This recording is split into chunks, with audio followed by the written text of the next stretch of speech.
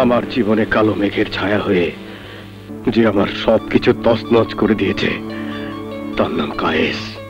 কায়েস সওদাগর। কায়েস সওদাগর? হ্যাঁ, আমি আর কায়েস একই কোম্পানিতে চাকরি করতাম। আপনার এত বড় দুঃসাহস, কোম্পানির নতুন আমদানি করা মেশিনগুলো আপনি নিলামে বিক্রি করতে চাইছেন? কার অনুমতি নিয়ে এই ফাইল তৈরি করেছেন? স্যার, অনেক পুরনো মেশিনের সাথে যদি দুই একটা নতুন মেশিন না দেওয়া হয় তাহলে নিলামের মালটা কিনবে কি? তাই বলে 2 মাস আগে যে মেশিনগুলো কোম্পানিতে এসেছে সেগুলো 20 বছরের পুরনো মাল দেখিয়ে নিলাম করতে হবে? সবাই যেভাবে করে আমিও ঠিক সেভাবে ফাইল রেডি করে এনেছি। এখন আপনি সাইন করে দিলেই আমি নিলামের দিন তারিখটা ঠিক করে দিতে পারি। অসম্ভব! আমি এই ফাইলে কখনো সই করব না। কি ভেবেছেন আপনি এই কোম্পানির সিবিআই নেতা বলে আপনি যা ইচ্ছে তাই করবেন? কখনো না।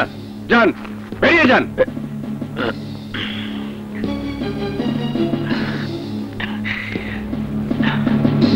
স্যার, এটা হচ্ছে টোকেন মানি, বাকি অ্যামাউন্টটা আপনার অ্যাকাউন্টে চলে যাবে। এবার নিশ্চয়ই সই করতে আপনার আপত্তি থাকার কথা না? স্কাউন্ডেল, আমাকে কিনতে চাইছো? ঘুষ দেওয়ার অপরাধে আমি ইচ্ছে করলে মালিকের কাছে তোমার নামে কমপ্লেন করতে পারতাম, কিন্তু তা আমি করলাম না। যাও, ফাইল ঠিক করে নিয়ে এসো। শুধুমাত্র 20 বছর আগের পুরনো মালগুলোই নিলামে উঠবে, নয়তো আমি তোমাকে পুলিশে দিয়ে জেলের ভাত খাওয়াবো। যাও, গেট আউট। যাও। আসসালামু আলাইকুম স্যার। তুমি আমাকে জেলের ভাত খাওয়াতে চাইছো, আর আমি তোমার দুনিয়ার ভাত খাওয়া বন্ধ করে দেব। সত্যি বলছো? বাহ, আজ তোমাকে চেনাই যাচ্ছে না। মনেই হচ্ছে না যে তোমার সাথে আমার 5 বছর আগে বিয়ে হয়েছে। তোমাকে একেবারে নতুন বউর মতো লাগছে।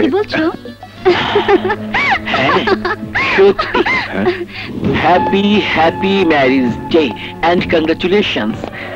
শুনেছি আজ নাকি আপনার বিবাহ বার্ষিকী, তাই ফুলের শুভেচ্ছা দিতেই আমার আগমন। নিন ভাবি, আমার শুভেচ্ছাটা গ্রহণ করুন। Thank you. তোমার এত বড় সাহস, তুমি আমার বাড়ি পর্যন্ত এসে পড়েছো? স্যার, আপনি মাইন্ড করবেন না, কারণ আপনি ভালো করে জানেন এই কায়েস কখনো কোনো কাজে ব্যর্থ হয়নি, আজও হবে না। তাই এই ফাইলে আপনাকে সই করতেই হবে। প্লিজ সই করুন। সই আপনাকে করতেই হবে। হ্যালো,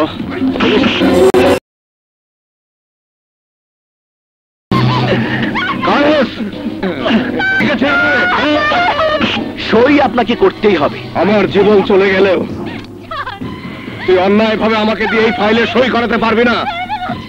আপনি যদি এই ফাইলে সই না করেন তাহলে আমি আপনার জীবনের ফাইলে এমন সই করব যার জন্য সারা জীবন আপনার 2 চোখ দিয়ে শুধু পানি ঝরবে। বলেন সই করবেন কিনা? না। বলেন সই করবেন কিনা? সই করেন। আমি করব না। সই করবে কিনা বল, বল সই করবে কিনা?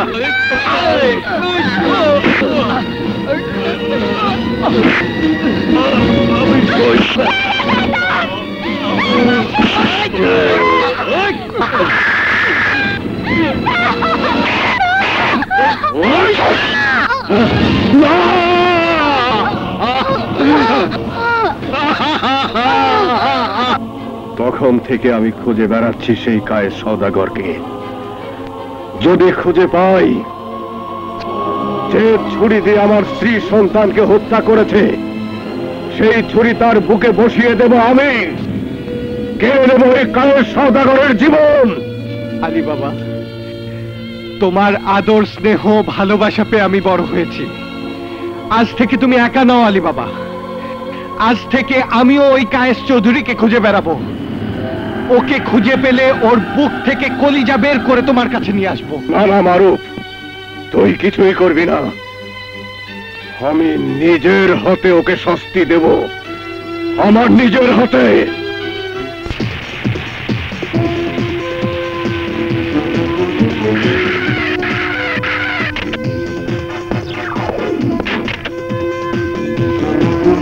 আমার একটা জরুরি মিটিং আছে। না না না, আজকে আমি আসতে পারবো না। ওয়ালাইকুম আসসালাম। প্লিজ বসেন। Thank you. Thank you.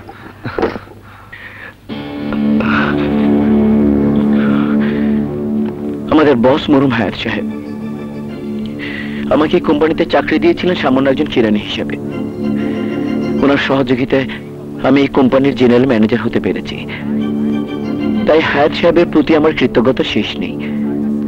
আমি তার কাছে চিরকৃতজ্ঞ। কিন্তু হায়াত সাহেব মারা যাবার পর এই কোম্পানির বর্তমান মালিক মিসেস মমতা বেগম আমার অস্তিত্ব নিয়ে টানাটানি করছেন। কথায় কথায় আমাকে কোম্পানি থেকে বের করে দিতে চাইছেন। মাত্র 20 লাখ টাকা চুরির অপরাধে ম্যাডাম আমাকে শ্রমিক কর্মচারীর সামনে অপমান অপদস্থ করেছেন। তাই আমি সিদ্ধান্ত নিয়েছি কোম্পানির এই মালিকের চেয়ারটি আপনাদের সহযোগিতায় আমি দখল করে নেব। এটা কিভাবে সম্ভব? এই দেশে সবই সম্ভব। যে শ্রমিকদের সামনে ম্যাডাম আমাকে অপমান করেছেন সেই শ্রমিকদেরকে ম্যাডামের বিরুদ্ধে খেপিয়ে দিতে হবে। প্রয়োজনে ভাড়া করার লোক দিয়ে তাগড়া আন্দোলন করতে হবে যেন ম্যাডাম বিরক্ত হয়ে ফ্যাক্টরি বন্ধ করে দিতে বাধ্য হয়। আর তখন আমি ফ্যাক্টরি দখল করে নেব। এতে আমার যেমন লাভ আপনাদেরও লাভ। ঠিক বলেছেন আপনি। এখন বলেন আমাদের কি করতে হবে? আপনারা শ্রমিকদের বেতন বৃদ্ধির জন্য শ্রমিক নেতাদের সাথে আলাপ করে ওদের খেপিয়ে তুলবেন। রাস্তায় ব্যারিকেড দিয়ে রাস্তা অবরোধ করে রাখবেন। আতঙ্ক সৃষ্টি করতে প্রয়োজনে 2-4টা গাড়ি ভাঙচুর করবেন, জ্বালিয়ে দেবেন। অন্য কোনো শ্রমিক যাতে ফ্যাক্টরিতে ঢুকতে না পারে সেদিকে বিশেষভাবে খেয়াল রাখবেন। আর বাকি যা করার সেটা আমি করব। আমাদের দাবি, আমাদের দাবি, আমাদের দাবি, আমাদের দাবি, আমাদের দাবি, আমাদের দাবি, আমাদের দাবি, আমাদের দাবি মানতে হবে, মেনে নাও। আমাদের দাবি, আমাদের দাবি, আমাদের দাবি, আমাদের দাবি মানতে হবে, মানতে হবে। আমাদের দাবি, আমাদের দাবি। শ্রমিকরা আমার বিরুদ্ধে মিছিল মিটিং করছে। জি ম্যাডাম, শ্রমিকরা শুধু আন্দোলনই করছে না, ফ্যাক্টরি মালামালও ভাঙচুর করছে। ওদের বেতন না বাড়ালে ফ্যাক্টরি চিরতরে বন্ধ করে দেওয়ার হুমকি দিচ্ছে। অসম্ভব। শ্রমিকদের যে করে হোক কন্ট্রোল করতে হবে। আপনি যদি ওদের কন্ট্রোল করতে নাই পারেন তাহলে জিএম এর চেয়ারে কেন বসে আছেন? মানে ম্যাডাম, সরি ম্যাডাম। যান, ওদের শান্ত করুন, নইলে আইনের আশ্রয় নিন। জি ম্যাডাম, আমি এক্ষুনি সব ব্যবস্থা করছি।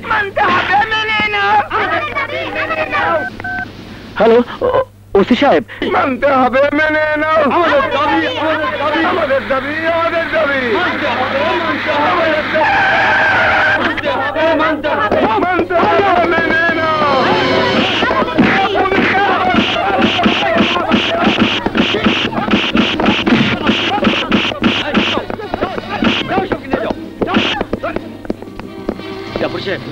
ওরা আর আন্দোলন করার সাহস পাবে না। Thank you. বাট ওসি সাহেব, আগামীকাল এই এলাকার স্কুল, কলেজ, হাসপাতাল, রাস্তাঘাট সবকিছু বন্ধ থাকবে। রাস্তায় একটা পশু পাখিও থাকবে না। আপনার পুলিশ প্রশাসনও নীরব থাকবে। কি বলছেন আপনি?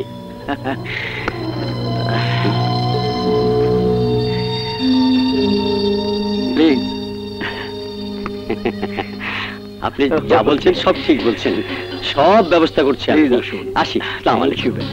স্যার, একটা ব্যাপার বুঝলাম না, কাল আন্দোলন করতে বললেন, আজ আবার পুলিশ দিয়ে পিটিয়ে তাড়িয়ে দিলেন। সিম্বল, তাহলে তো তোমার মতো আমি হেড ক্লার্ক থাকতাম আর তুমি আমার মতো ম্যানেজার হতে। মির্জাফরের 1 নম্বর চালটা শুধু আমি চালাচ্ছি, দেখো কি হয়।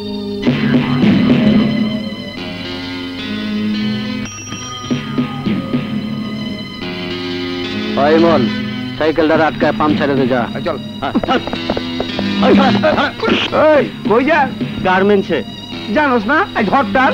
খবরের কাগজ পড়স নাই? খবরের কাগজ পড়লে তো আমগো পেট ভরবো না, আমরা গরিব।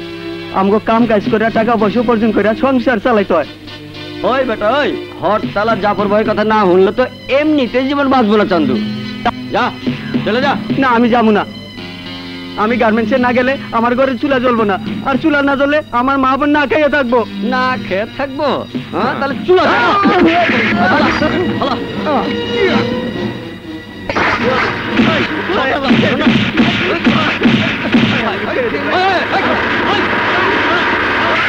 ভাই।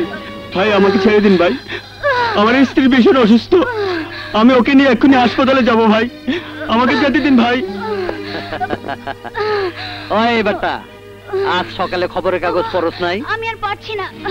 খবরের কাগজের প্রথম পাতায় বড় বড় অক্ষরে লেখা আছে, আজ গার্মেন্ট শ্রমিকদের অবরোধ। ভাই ওকে এক্ষুনি হাসপাতাল না নিয়ে গেলে আমার স্ত্রী ও তার পেটের সাথে মারা যাবে, ওদেরকে বাঁচানো যাবে না ভাই। আরে তুমি কোনো চিন্তা করবে না, আমার সাথে অনেক লোক আছে। তোমার স্ত্রীর ব্যথা বেড়ে গেলে আমি নালে ডেলিভারিটা করিয়ে দেবো। আর তোমার স্ত্রী মারা গেলে ওকে কবরস্থানে নিয়ে যাওয়ার জন্য অনেক লোক আছে, আমি তো আছি। ছি, আমার ভাবতে অবাক লাগছে, তুই কি কোনো মায়ের গর্ভে জন্ম নিয়েছিস নাকি কোনো পশুর ঘরে জন্ম নিয়েছিস? আরে তোর ঘরে কি মা বোন নেই? এই কথাটা বলার আগে তোর মা বোনের কথা মনে পড়েনি? ভাই আজ তুমি আমার চোখ খুলে দিয়েছো, আমি তোমার কাছে চিরকৃতজ্ঞ ভাই। যাও ভাই, তুমি তোমার স্ত্রীকে নিয়ে হাসপাতালে যাও, আর রাস্তা ছেড়ে দে। আসসালামু আলাইকুম। কিছু হবে না তোমার।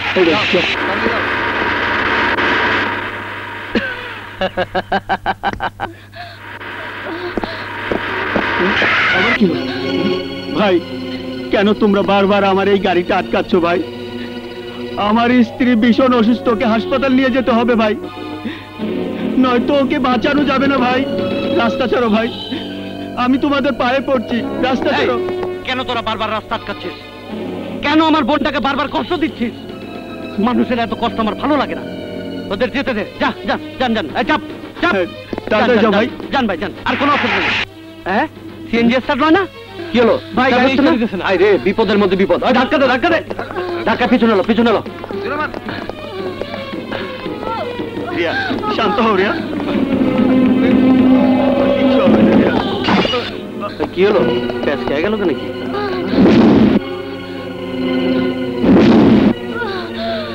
রিয়া ভাই আমি আপনার পায়ে পড়ি ভাই, ভাই আমার স্ত্রীকে নিয়ে যেতে দিন ভাই, নইলে আমার স্ত্রী বাঁচবে না ভাই। ওঠ মামদার বোন।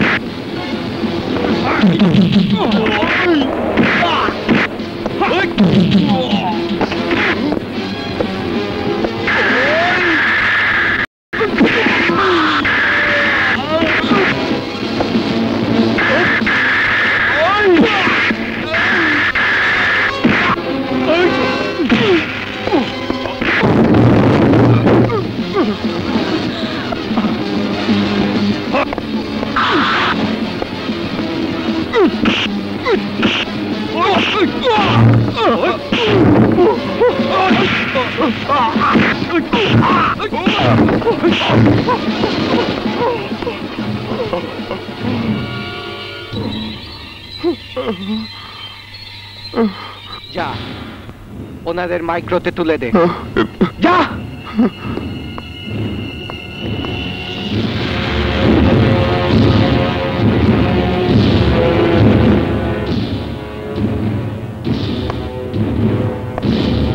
এই কে তুই?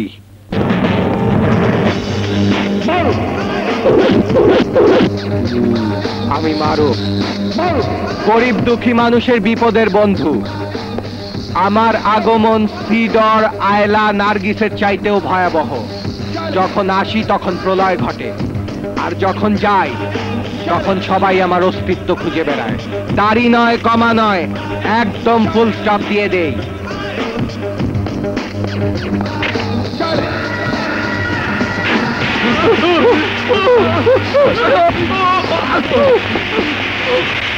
আপনি কি কানে কম শোনেন? বাংলা বোঝেন নাই?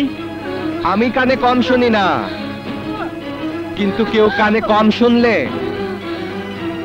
আমি তাকে ভালো করে শুনিয়ে দিই।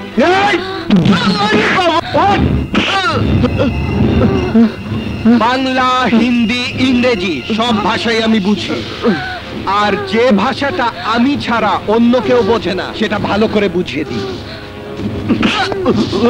বলোরা কোথায়? ডাক্তার আর নার্স ওই রুমে ফুর্তি করতেছে।